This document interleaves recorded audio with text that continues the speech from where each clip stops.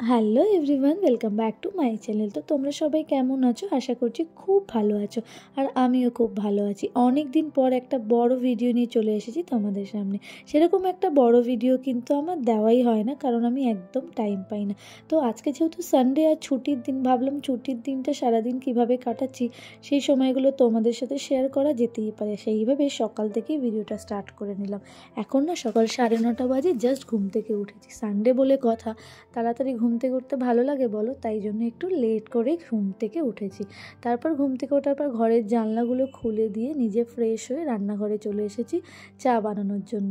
সকালে আমি লিকার চা দিয়েই শুরু করি, কারণ দুধ চা সকালে আমার খেতে ভালো লাগে না। তারপর লিকার চাটা নিয়ে মায়ের ঘরে গিয়ে মায়ের সাথে গল্প করতে করতে চাটা খাচ্ছিলাম। আজকে না আমাদের নেমন্তন্ন আছে, তো ঝটপট চান করে নিলাম। তারপরে ঘরের ঠাকুরকে একটুখানি পুজো দিয়ে দিলাম। তারপরে আমরা বেরোবো নেমন্তন্নতে। কোথায় যাচ্ছি সেটা হলো আমার মামি শাশুড়ির বাড়িতে। আজকে লোকনাথ বাবার উৎসব আছে, সেখানে লোকনাথ বাবার নাম গান হবে। তো দেখো, পুজো দিয়ে আমি ঝটপট একটা কুর্তি পরে রেডি হয়ে নিয়েছি। সেরকম কিছু করার নেই, কারণ একদম কাছেই যাচ্ছি, আর যেহেতু ঠাকুরের উৎসব, বাট একটু টুকটাক সাজগোজ না করলে ভালো লাগে বলো। তো দেখো, রেডি হয়ে গেছিলাম, কানের দুল পরতে ভুলেই গেছিলাম। তো এই কানের দুলটা তারপরে পরছিলাম। কানের দুলটা না অনেক বছর আগে কিনেছিলাম 30 টাকা দিয়ে একটা এক্সিবিশন থেকে। কানের দুলটা ভীষণ সুন্দর, তো এখনও কিন্তু অ্যাজ ইট ইজ একই রকম সুন্দর রয়েছে। তো কানের দুলটা আমি পরে নিচ্ছিলাম। আর আজকে না ওখানেই আমরা লাঞ্চ করব, ওখানে ঠাকুরের ভোগ দেবে, তো সেই ভোগই আমরা লাঞ্চে খাবো আজকে। আর অনেকেই আসবে, সবার সাথেই মোটামুটি দেখা হবে বলে খুব এক্সাইটেড।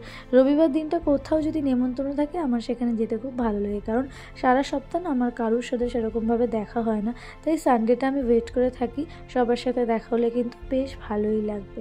তো দেখো, আমি পুরো রেডি হয়ে গেছি, একটা কুর্তি, দুটো কানের আর একটু লিপস্টিক, একটা স্লিং ব্যাগ নিয়ে চললাম নেমন্তন্ন বাড়িতে। তারপরে বাজারে আসলাম, লোকনাথ বাবার উৎসবে যাচ্ছি বলে কথা, একটু ফুল মালা মিষ্টি তো নিতেই হবে। তো একটু বাতাসা নিয়ে নিয়েছিলাম, বাতাসাটা লুটে দেবে বলে নেওয়া হয়েছে। তারপর ফুলের মালা কিনতে আসলাম। এখানে বেশ ফ্রেশ মালা পাওয়া যাচ্ছে দেখলাম। অন্যদিন কিন্তু দরকারের সময় ফ্রেশ ফ্রেশ মালা পাওয়া যায় না, কিন্তু আজকে কিন্তু বেশ দেখছি ফুলের দোকানে ফ্রেশ মালা নিয়ে বসেছে। তো যাই হোক, আমি ফুল, মোমবাতি, ধূপকাঠি, মিষ্টি, বাতাসা নেওয়া হয়ে গেছে। তারপরে চলে আসলাম বাবা লোকনাথের উৎসবে। ঢুকে দেখি সবাই চলে এসেছিলো, আর বাবার নাম গান শুরু হয়ে গেছিলো। আজকের দিনটা যে এতটা সুন্দর যাবে এটা কিন্তু বুঝতে পারিনি। লোকনাথ বাবার অনুষ্ঠানে আসতে আমার ভীষণ ভালো লাগে, আর লোকনাথ বাবার নাম গান শুনতে তো আমার আরোই ভালো লাগে। সত্যি কথা বলতে, ঠাকুর দেবতার মধ্যে যদি গুরু বলে কাউকে মানি, সেটা কিন্তু শুধুমাত্র বাবা লোকনাথ। বাবা লোকনাথকে কিন্তু মন প্রাণ থেকে সব সময় আমি বিশ্বাস করি। আর যারা যারা বাবা লোকনাথকে বিশ্বাস করে তারা নিশ্চয়ই আমার এই ফিলিংসটা বুঝবে যে বাবা লোকনাথকে সত্যিই মন থেকে ডাকলে কিন্তু সব বিপদে পাওয়া যায়। তো এখানে সবাই মিলে ঠাকুরের বেশ গান করছিল, আমার খুব ভালো লাগছিল শুনতে। আমিও সবার সাথে একটুখানি গান করলাম, ঠাকুরের প্রার্থনা করলাম।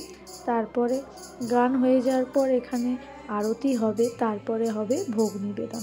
তো দেখো, এখানে আরতি হচ্ছিল বাবা লোকনাথের, আর আরতিটাও আমি তোমাদের সামনে তুলে ধরলাম। দেখো,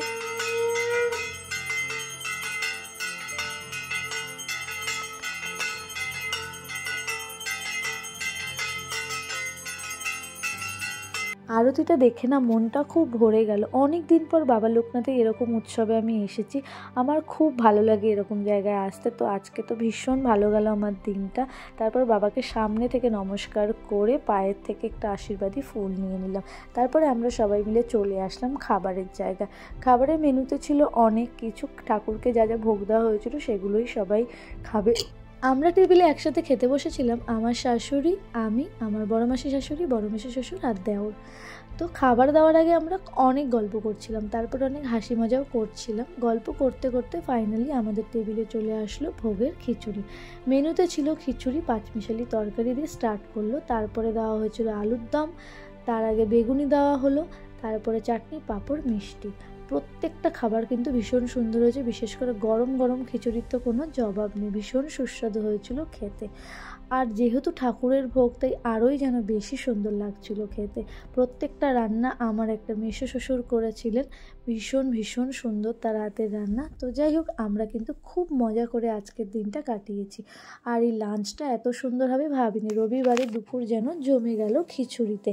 তারপর খাওয়া দাওয়া করে আমরা বাড়িতে চলে আসলাম। আর বাড়ির সামনে এসেই দেখলাম একটা আইসক্রিমের গাড়ি দাঁড়িয়ে আছে, তো সেখানে এসে বাবি আমাকে আইসক্রিম কিনে দিল। তারপর আইসক্রিম নিয়ে আমরা ঘরে গেলাম। ঘরে যাওয়ার সময় দেখলাম মা কিছু নিম পাতা পেরেছে গাছ থেকে, সেই নিম পাতাগুলোও নিয়ে নিলাম। তারপরে চলে আসলাম ঘরে। ঘরে এসে তাড়াতাড়ি করে ফ্রেশ হবো বলে রেডি হচ্ছিলাম। বড় চুল না ভীষণ ঝামেলার, বাইরে কোথাও বেরোলে যেন ঘরে এসে জট পেকে একাকার। তো যাই হোক, আমি তো ফ্রেশ হওয়ার জন্য জামা কাপড় বার করে ঝটপট ফ্রেশ হয়ে চলে এসেছি বারান্দায় আইসক্রিম নিয়ে। মনটা আইসক্রিম করছিল। আর বরফের আইসক্রিমের সাথে যেন ছোটোবেলার একটা আলাদাই কানেকশান আছে, কোথায় যেন একটা ইমোশন জড়িয়ে আছে ছোটোবেলাকার, তাই না বলো? তোমাদেরও কি আমার মতো সেম ফিলিংস? তাহলে আমাকে অবশ্যই কমেন্ট করে কিন্তু জানিও। তো তারপরে চলে আসলাম জামা কাপড় ভাঁজ করতে। যেগুলো পরে গেছিলাম সেগুলো একটু মেলে রেখেছিলাম, তারপর তুলে সেগুলোকে ভাঁজ করে আলমারিতে তুলে দিলাম। এই করতে করতে কখন যেন সন্ধে হয়ে গেল। তো এখন সন্ধে 6টা বাজে। তারপর করলাম চা, নিজের জন্য 1 কাপ কড়া র চা।